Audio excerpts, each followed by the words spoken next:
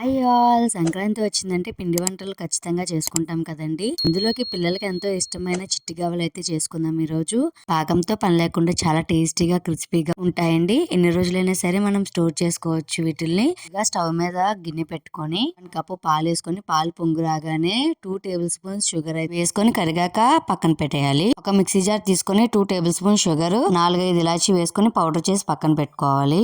ఇంకో పాన్ లోని గీ వేసి కరిగించుకొని పక్కన పెట్టుకోవాలి. ఒక బౌల్ తీసుకొని 3 కప్స్ గోధుమ నూక అయితే వేసుకోవాలి. 3 కప్స్ గోధుమ నూకకి 2 కప్స్ మైదా పిండి అయితే వేసుకోవాలి. ఇందులోకి చిటికెడు సాల్ట్ అయితే వేసుకోవాలి. మనం మరిగించుకున్న నెయ్యి కూడా ఇందులో వేసేసుకొని 1 స్పూన్ ఇలాచీ పొడి అయితే వేసుకోవాలి. వేసుకొని బాగా కలుపుకోవాలి. ఇలా కలుపుతూనే మొత్తం అంతా కలిసాక ఇలా ఉండలా అయితే మనకి గీ సరిపోయినట్టు, లేకపోతే ఇంకా గీ వేసుకోండి.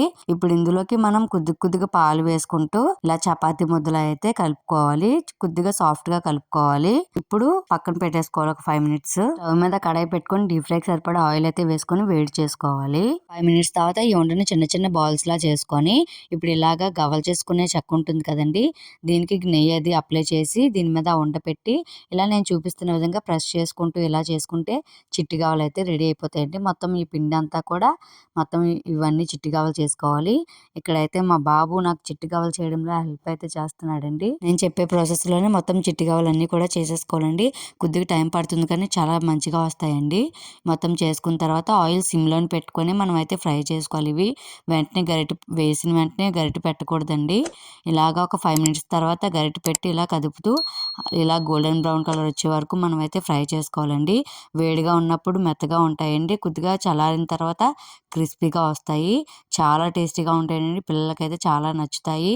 ఇంకా చాలా మంచిది కూడా కాబట్టి పిల్లలు అయితే ఎంజాయ్ చేసుకుంటూ తింటారు. మొత్తం ఇవన్నీ అయిపోగానే ఒక 5 మినిట్స్ అయితే మనం పక్కన పెట్టేసుకోవాలండి.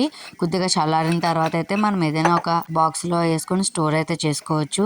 చాలా బాగుంటాయి. ఖచ్చితంగా ట్రై చేయండి. సంక్రాంతి హాలిడేస్లో పిల్లలుగా ఇంట్లోనే ఉంటారు కాబట్టి ఈ రెసిపీ అయితే ఖచ్చితంగా ట్రై చేసి అయితే వాళ్ళకి పెట్టండి. అండ్ నా వీడియో కానీ మీకు నచ్చినట్టయితే లైక్ చేయండి, షేర్ చేయండి, సబ్స్క్రైబ్ చేసుకోండి నా ఛానల్ని. Thank you for watching. Thank you for supporting.